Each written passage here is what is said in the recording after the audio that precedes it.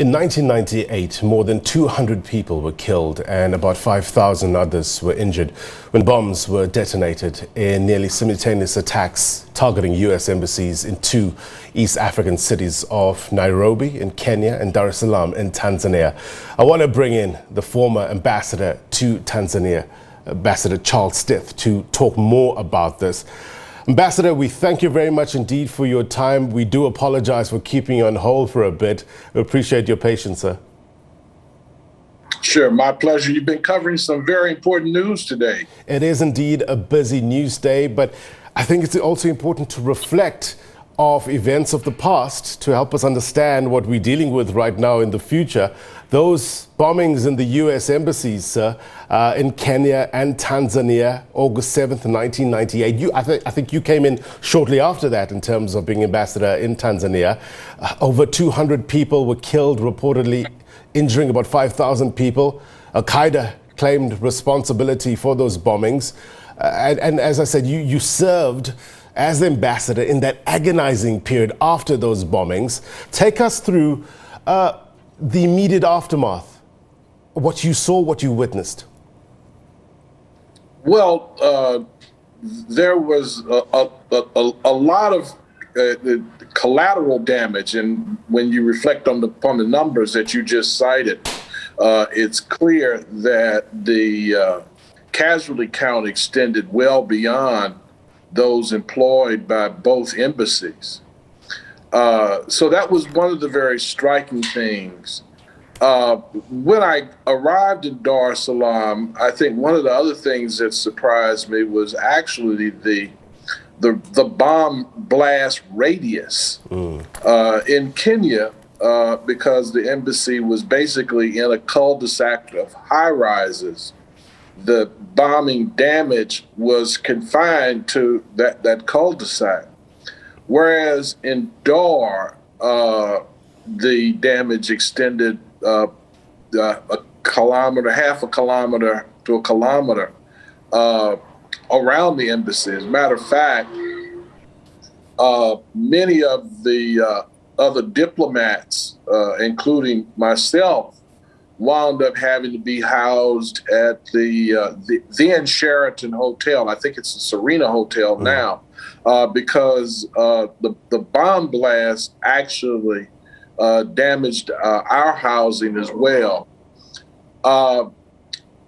Obviously, with a bomb blast radius that large, a lot of people are impacted. So the number of homes that were significantly damaged, the number of people that were injured beyond those on the embassy property was also something that I was struck by.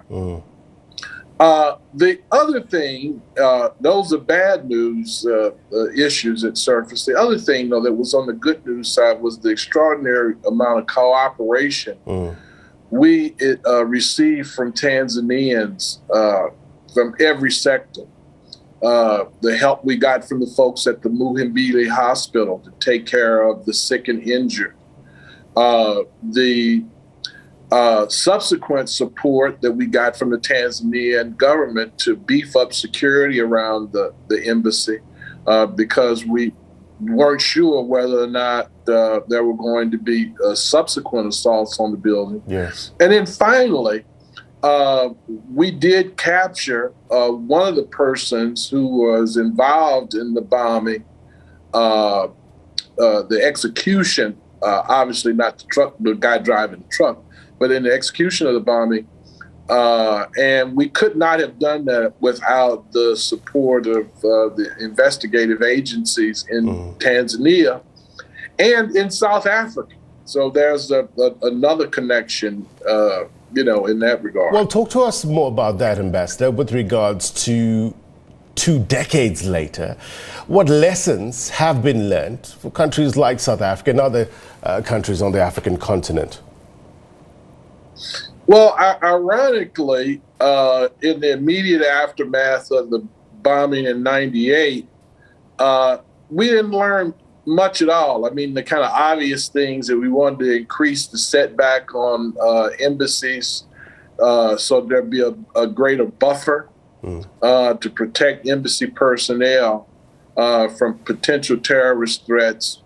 That picked up, but it was never accelerated to the point that it needed to be. That's number one. Number two, one of the lessons we didn't fully appreciate is that disillusionment, whether it's political disillusionment or economic disillusionment or sometimes both, are breeding grounds for terrorism. And unfortunately, it wasn't until after 9/11 that we did some of the things that we needed to do to drain these swamps of poverty and disillusionment. One of the things that George Bush established was the Millennium Challenge Initiative. And part of the rationale was to help burgeoning democracies, developing democracies, deliver a democracy dividend.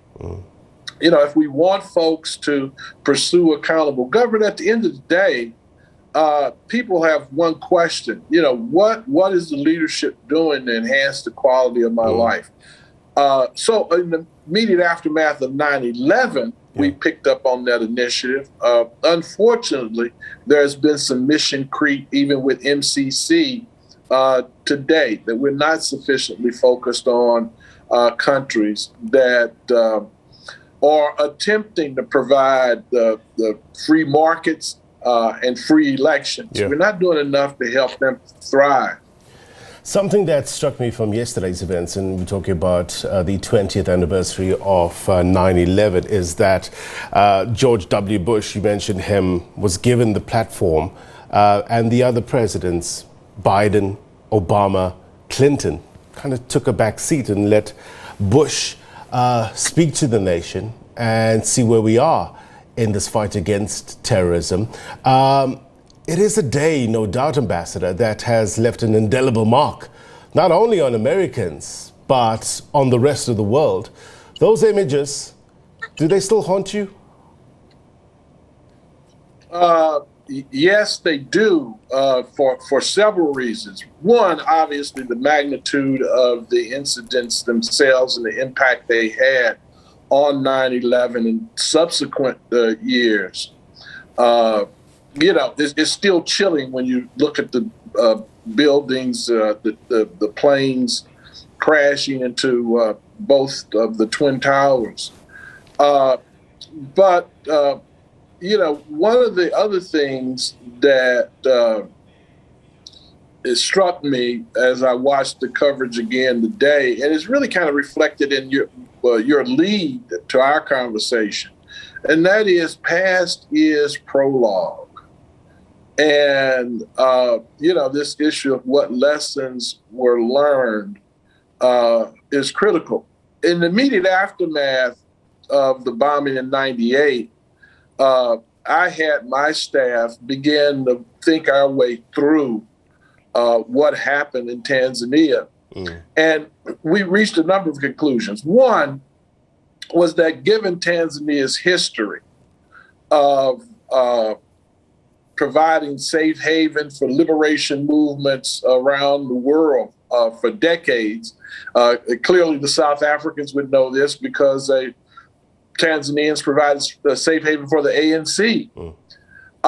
If you had to make a list of countries where you would have anticipated an attack like this taking place, it would have been Tanzania. Tanzania would have been last on the list, quite frankly. But it was clear to us that Al-Qaeda choosing our embassy as a site of attack represented a way for them to do two things. One, deliver a message to America's friends that if you're America's friend, you might have a price to pay. The second was that this was the initial assault, the first theater of war, if you will, and that there should be an expectation, there should be a heightened sense of alert that we should have anticipated something else happening in terms of an assault by Al-Qaeda. We talked about that ad nauseum, and clearly not enough attention was paid ergo 9/11. Right. So, I'm concerned. I'm concerned about where we are. Well, let's talk about the state of play. America is still nursing the wounds from 9/11 attacks. But would you say, Ambassador, 20 years on, the differences in your country, be it cultural, be it religious, be it political, is hindering the social cohesion that I guess tends to aid in the healing process? Well, I think the obvious answer to that question is yes. Beyond the obvious question, I think the thing that we need to appreciate is that we're only as safe as the rest of the world is safe. And we've kind of lost the plot, quite frankly, and not paid sufficient attention to an initial point that I made earlier, and that is disillusionment, whether it's political or economic, become breeding grounds for terrorism. Since 9/11, which had a disproportionate economic impact on countries in Africa, we've had the 2008 financial crisis, which Africans didn't do anything to precipitate that crisis, but disproportionately bore the brunt of it. Likewise, in the current economic crisis we are seeing evolve out of COVID-19, Africa had nothing to do with precipitating COVID-19, but is disproportionately bearing the economic impact of COVID-19. So it's incumbent, one, on African leadership to calculate the impact of things like this, to make that a part of the global conversations that are taking place, and two, that it's incumbent upon Western countries and countries that are more prosperous to appreciate the disproportionate impact, economic impact of things like this on countries like those in Africa, and do more to help buffer that impact. No doubt we have to be better than we oppose. Animus can't be an agent for good change. As we wrap up, Ambassador, are Americans on edge as we speak? Are people in America worried that another attack is imminent? I just left the States the other day, and clearly marking the 20th anniversary of 9/11 was a news story, was something that folks were talking about to some degree. But if you ask me whether or not the concerns about another Al-Qaeda-like attack in America is a big issue for most Americans on a day-to-day basis, the answer to that would be no. I do think that people in America are worried about the same things that people are worried about worldwide, and that is, how do we extricate ourselves from this crisis caused by COVID? We're still, I think, disproportionately focused on body counts rather than the kind of policies that we need to implement to attack the impact of COVID in very precise and specific ways.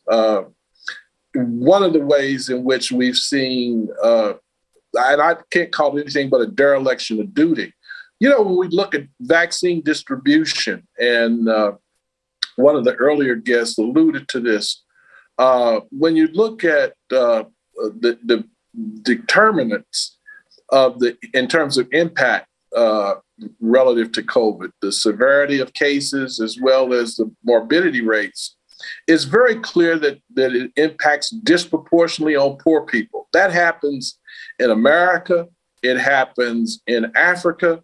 And the tragedy is, as we looked at vaccine rollouts within America, while the rates were soaring in communities that were impoverished, the first vaccines went to those who were most well off and least vulnerable.